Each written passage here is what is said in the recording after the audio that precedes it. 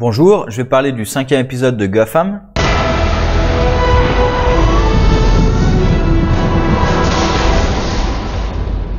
Comme d'habitude, on peut séparer l'épisode en deux, avec la partie la plus faible, Bruce, Selina, Jeremiah, avec d'ailleurs un plan de Jeremiah qui... Alors, ça peut correspondre à Jeremiah vu qu'il est cinglé, mais son plan est absurde puisque son plan c'était quand même de se faire poignarder pour que Bruce et Selina le laissent tranquille.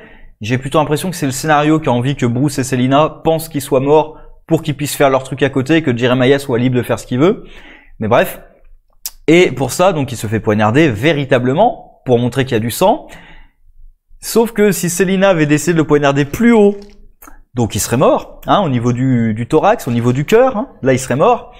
Dans la gorge, il serait mort. Donc voilà, il y a quand même, et même au niveau du ventre, hein, c'est pas des... D'ailleurs, c'est ce que je pensais au niveau du ventre, en effet. Dans une série, quand tu as des poignards au niveau du ventre, tu peux te dire légitimement, surtout si le personnage ne peut pas mourir scénaristiquement à ce moment, qui va survivre. Et en effet, oui, il a des points de suture. Bon, après, quand même des coups dans le ventre, si t'en mets suffisamment, ouais, il y a quand même le pronostic vital peut être engagé quand même assez rapidement. Donc, il y a quand même le scénario qui aide Jeremiah à survivre, mais pourquoi pas, après tout, sa mort aurait été nulle à ce moment-là, donc en même temps, ils auraient pu trouver un meilleur moyen. Et du coup, l'infiltration aussi dans la base de Jeremiah, tout s'explique par le fait que il le voulait. Mais je trouve ça un peu feignant, un peu comme écriture de... Oui, il le voulait, du coup, c'est normal que ce soit aussi facile. Ouais, bon, c'est vraiment pour mettre ça de côté, pour que Jeremiah puisse agir tranquillement et que nos personnages ne courent pas après pendant toute la saison. Bref. Le dialogue entre Bruce et Selina. Alors, je mettrai quand même un bon point. Alors, il y a un truc qui m'agace un petit peu, c'est Alfred qui essaie de convaincre Bruce. Alors déjà, leur truc de... Bruce n'est pas un assassin parce que c'est Ra's al Ghul qui manipulait sa main, mais Selina, ça serait un assassin parce que c'est elle qui a pris la décision. Techniquement, si on regarde l'épisode, Jeremiah voulait qu'elle lui fasse ça, donc techniquement, c'est aussi Jeremiah qui s'est servi d'elle. Donc voilà, le truc de dire lui c'en est pas un parce que celui qui l'a tué le voulait, c'est pas trop un argument en fait de défense, hein. Mais Alfred qui essaie de convaincre Bruce que tuer c'est pas forcément une mauvaise chose et qu'il doit accepter que les autres tuent, c'est un peu bizarre quand même, mais bon, moi ça me gêne pas par exemple des versions où Batman tue, hein. Batman v Superman, ça me dérange pas des versions où Batman tue, mais c'est vrai qu'avoir Alfred qui essaie de convaincre Bruce d'accepter le fait qu'il y en a d'autres qui vont tuer les gens, ça me pose un peu de problème parce que Alfred normalement c'est quand même plutôt la voix de la raison, bon, et qui essaie de pousser Bruce plutôt vers le positif que vers la colère, la vengeance et tout. Sinon oui, la scène de discussion entre Bruce et Selina. Alors pareil, il y a Bruce qui dit que Selina n'agit pas comme elle-même, avec bon le truc à ne surtout jamais dire, c'est je te connais mieux que tu ne te connais toi-même. C'est cliché comme pas possible ça, ce genre de choses. Tu te comportes pas comme toi-même, je sais que tu n'es pas comme ça et tout. Bon, et objectivement, on voit pas trop ce qu'elle fait. Parce que juste Bruce, il la retrouve dans une soirée, ouais, qu'est-ce qu'elle a de pas habituel. Alors après, on voit dans sa discussion avec lui qu'elle est pas bien, d'accord, mais on voit pas vraiment ce qu'il veut dire par son comportement est anormal. Puisque son comportement, enfin, quand t'as passé quasiment 3 mois paralysé dans un lit d'hôpital, oui, enfin, ton comportement va pas être tout à fait normal, c'est normal justement. Enfin, si ton comportement était normal, il y aurait un problème, paradoxalement. Bref. Un truc que j'aime bien, c'est qu'ils ont pas l'air d'aller sur le chemin pour moi qui était évident et qu'ils ont évité pour l'instant, c'est le côté elle est manipulée par la graine. Puisque là, quand elle parle avec Bruce, on a vraiment l'impression qu'elle est sincère dans ses émotions. Elle est pas maléfique ou quoi que ce soit. Elle est vraiment profondément émotionnellement perturbée. Et elle a un discours sincère avec Bruce sur le fait que... Alors après, peut-être que c'est elle qui essaie de se tromper elle-même. C'est ce que Bruce imagine, sans doute. Et ils remettent les parents de Bruce sur le tapis. J'imagine que c'est pour la fin de l'épisode. Parce que du coup, quand on voit Jeremiah face à un couple, donc, à qui on enlève des bandelettes, et il admire le travail, ça va être les parents de Bruce, hein. Enfin, ça va être des types qu'il a pris et dont il a modifié le visage pour ressembler aux parents de Bruce.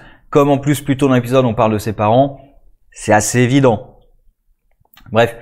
Alors, Bruce, Selina, ça peut s'arranger, du coup, s'ils prennent pas la route de Selina est maléfique, mais elle est juste émotionnellement instable à cause de tout ce qui s'est passé, ça peut s'arranger. Ça peut aller vers le positif, donc ça me rassure un petit peu. Et Jeremiah, ben, j'attends de voir quel sera son plan avant d'en penser quoi que ce soit.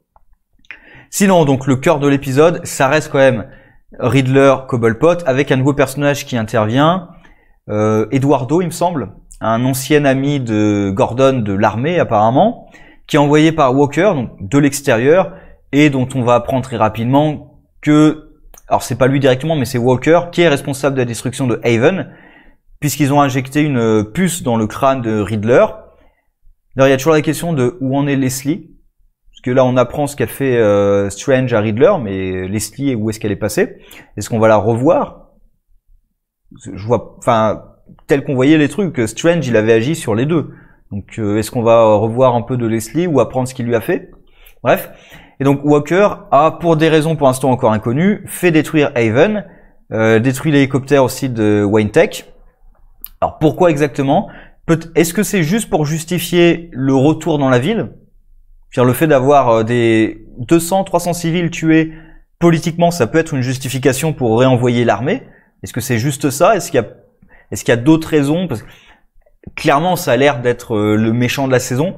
Ce qui d'ailleurs me pose un problème, puisque là, le gros méchant de la saison qui nous est présenté, alors il y a Jeremiah, mais le méchant de la saison qui est présenté, Walker avec Eduardo, qui apparemment va devenir Bane, bah c'est des méchants qu'on vient juste d'introduire, et il y a, je crois, il y a même pas 15 épisodes de prévus, peut-être 16, je sais, j'ai plus le nombre en tête. C'est dur quand même de créer un vrai méchant de saison en si peu d'épisodes, alors qu'il y a déjà plein d'arcs à l'intérieur. C'est pas comme si on pouvait concentrer son temps là-dessus. Il y a Jeremiah, il y a Riddler, Cobblepot, alors, qui vont se rejoindre dans cet arc, d'accord, mais il y a plein d'éléments quand même. Il y a plein d'autres méchants à s'occuper. D'ailleurs, là, ils ont commencé à en parler de Scarecrow, par exemple. Bon, après, c'est pas les méchants les plus... On voit clairement, ils réussissent à s'occuper de Cobblepot très facilement, alors que c'est lui qui a toutes les munitions. Donc clairement, les autres méchants, ça devrait pas être très difficile non plus de s'en occuper. Surtout que ils ont pas l'air d'être particulièrement préoccupés par le fait de préserver la vie. Alors peut-être des civils, mais en tout cas les criminels, ça les dérange pas une seule seconde de les abattre à vue. Donc ça leur donne davantage de, on va dire, de manœuvres pour s'en occuper. Bref, j'ai un peu peur de ça, surtout que Walker est à l'extérieur de la ville. Donc la travailler comme la méchante principale, c'est encore plus compliqué. Parce que Eduardo encore, il est à l'intérieur de la ville. Là pareil, je trouve c'est un peu dommage, ils avaient l'occasion de créer ces liens avec Gordon. On le voit un tout petit peu, mais dès la fin de l'épisode, hop, il le trahit. Donc ça aurait été peut-être préférable de, justement encore, d'avoir un peu plus de temps pour voir une vraie relation entre Gordon et lui, voir, mais ça il aurait fallu y penser en amont, préparer à l'avance dans les saisons précédentes la relation entre les deux, pour là voilà, voir que Eduardo le trahit dans cet épisode parce qu'il obéit aux ordres.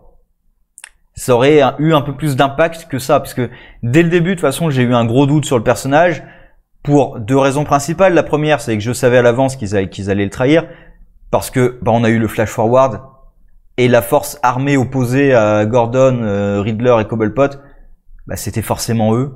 Et oui, c'est forcément eux. Et aussi parce que ils savent où Gordon se trouve.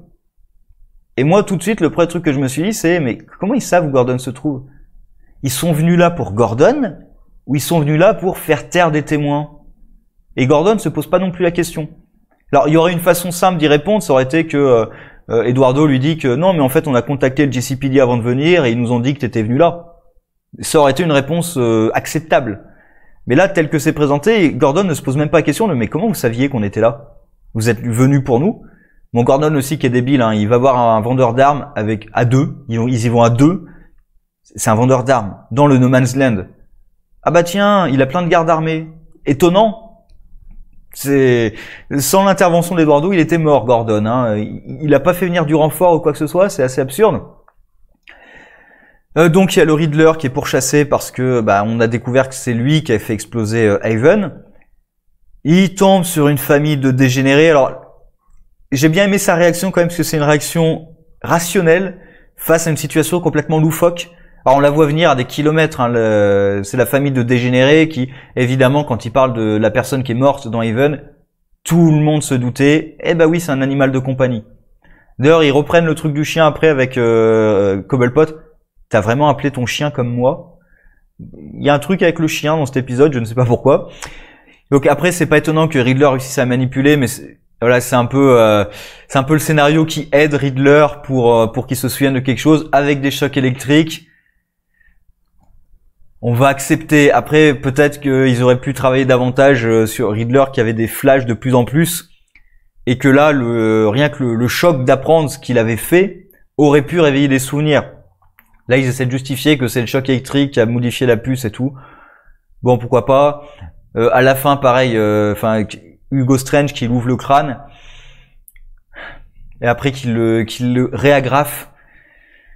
Ouais, je pense que il est mort quand même. Enfin, là, vu l'endroit où il se trouve, il se fait ouvrir le crâne. Bon, déjà, en plus, il l'anesthésie pas, il le paralyse. Les douleurs, ouvrir le crâne de quelqu'un, traficoter dans le cerveau, apparemment, ça fait aucune douleur, puisque c'est pas là où il y a les terminaisons nerveuses. Mais ouvrir le crâne, ça, apparemment, de ce que j'entends, c'est ignoble. Enfin, couper un os, ça fait partie des douleurs les plus horribles qui soient, apparemment. J'ai pas envie de tester, on va dire. Mais bref, il ouvre le crâne. Donc déjà, la douleur pourrait peut-être même juste le faire tomber inconscient, hein, voire le tuer.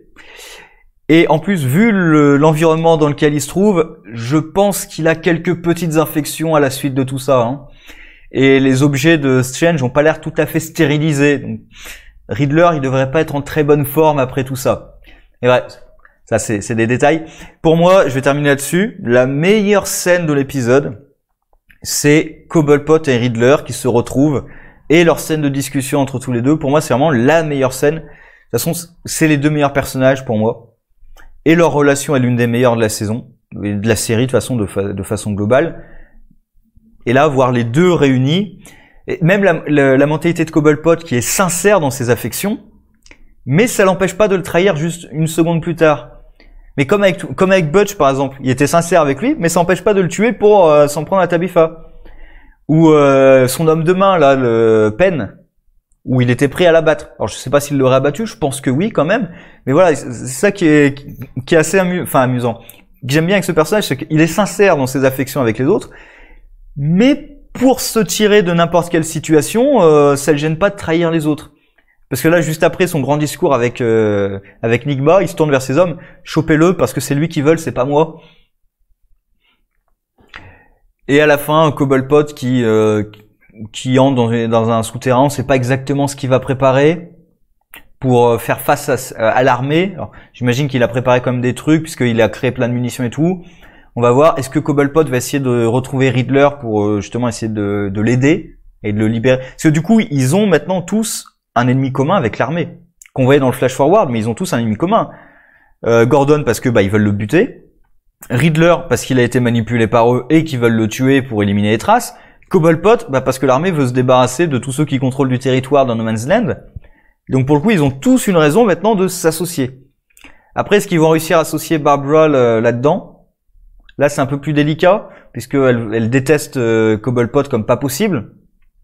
Mais bon, là, elle aide aussi un petit peu le Riddler. Peut-être qu'elle pourrait s'associer. Au moins, elle peut s'associer avec deux d'entre eux.